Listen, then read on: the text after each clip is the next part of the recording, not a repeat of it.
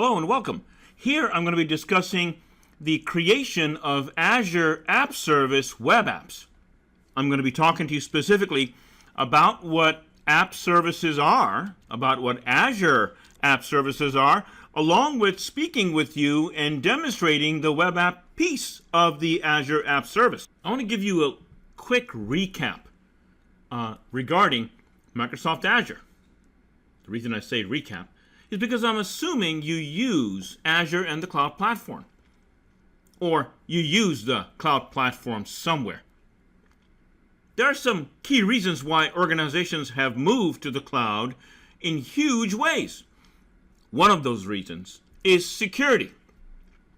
Very big thing. When you're thinking about information technology today, securing resources and data and people and development environment and infrastructure is very critical. And behind the scenes, security can get very complex very fast. Allowing cloud platforms such as Microsoft Azure to take care of the security elements for you helps with the creation, management, monitoring, and logging, auditing, and compliance, among other things. Makes it much, much easier. The other reason that's quite big and why you would choose Azure is for scalability. Going from one resource of anything, whether it's a web server, a database server, a storage environment, a virtual machine, a security infrastructure, a server, whatever kind of server it is. Maybe it is a database server, a mail server, a web server, makes no difference. To go from one to thousands takes no time at all. Takes a few clicks or a simple command in the Azure command line or inside of PowerShell, for example, or utilizing Bash. Really powerful, really quickly. You can scale rapidly to meet the demands of your organization and your users. Speaking of scaling, you have worldwide access. You have worldwide access to the resources that you're scaling for the security of the users that you are providing services to. Imagine being in Miami as well as being in Denver and then deciding that you want to also be in New York and Chicago and Houston and Paris. And the list can go on and on. You can go from being local to state to national to international very rapidly without sacrificing anything, without sacrificing your infrastructure, without sacrificing the scalability, flexibility, without sacrificing the monitoring, auditing, managing capabilities. Those types of things that I'm mentioning, scalability, security, the worldwide access piece, is nearly impossible to achieve in the physical world. If you had to have physical data centers as rapidly as you can get data centers made available to you utilizing Microsoft Azure, you would expend tremendous amount of resources getting that done. And it might not be very fruitful. In addition, you have hybrid capability. Now what that implies is you can have on-prem resources located at your office, and using the cloud, you can use resources that are in the cloud. Maybe you want from on-prem, you want to use cloud storage. No problem. Or you want to use cloud storage and be able to access your resources on-prem. Or maybe you want storage that's on-prem and you want to access your database that's located in the cloud. Really doesn't make any difference. So making it possible for you to have hybrid capability so that you can choose the deployment where it fits and suits you best. You can use cloud resources when you need them and use on-prem resources when they are plenty. Flexibility. Well, think of it this way. If I want to scale, do I really want to be stuck to X number of machines, for example? I'm calling it XVM. Do you want to be stuck to X number of VMs? Let's say you scale up to 40 virtual machines, or you scale up to 40 databases. Do you want to be stuck at that number and continue to pay for that number? No, you don't. You want to be flexible. You want to make sure that you're able to scale out and scale in horizontally as you need to. And what I mean by that is I should be able to scale from one database server to 40 database servers and then back down to one if I choose, or any number in between. And who says 40 has to be a number?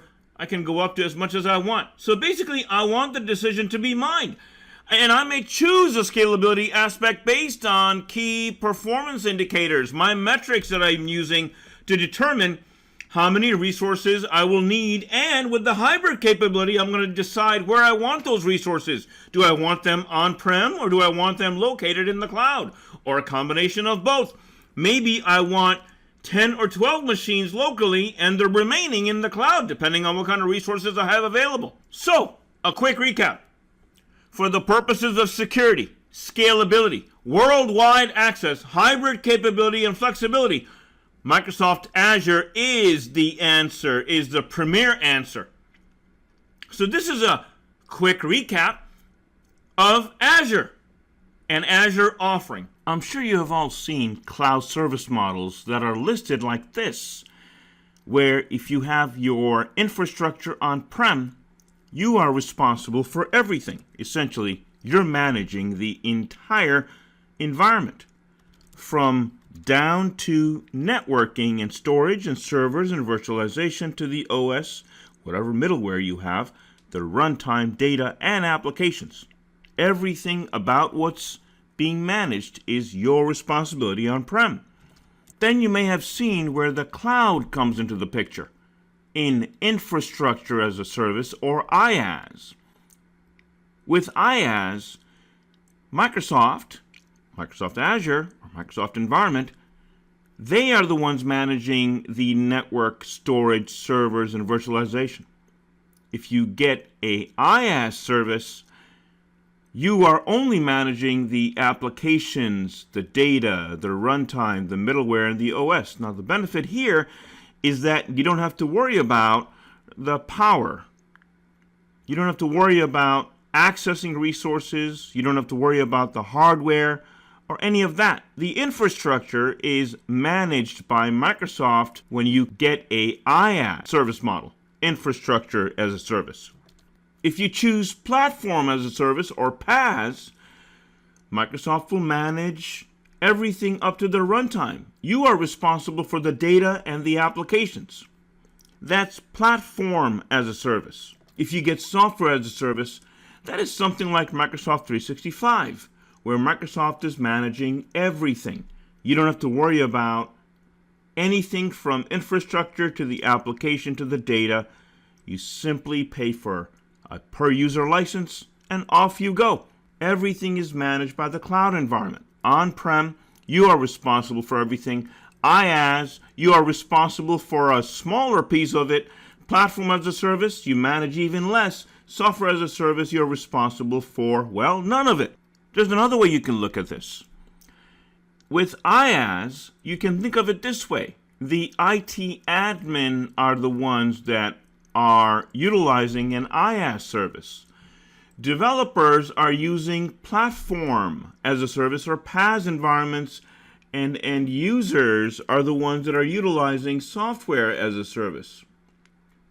So if you wanted to simplify the responsibility, you could do it that way. App Service in Azure is a platform as a service. Think of it this way. As a developer, you want to worry about your development efforts, not the infrastructure. It adds a layer of complexity and headache, for lack of a better word, than you want to handle. You want to focus on your development efforts. You don't want to focus on the OS and the hardware and patching and securing the OS and the hardware. You would rather worry about your development and what you're going to be developing on and what your end goal is and things of that nature. So app service, web app in this particular instance that we're working with, is platform as a service. You simply select an app service plan, you decide what kind of resources you need, and on the app service plan, you place your web app. that is accessible to whomever you choose over the internet or from the public cloud, or it could only be meant for the private cloud, however you choose to design it. You specify a storage blob if you want. You can specify databases if you want to connect to this. It's entirely your choice. Or you can manage and run the app service web app environment. It's very easy to create, very easy to build. So with this, since it is a platform as a service, you're just worrying about the application and the data. All of the underlying infrastructure is managed by Azure.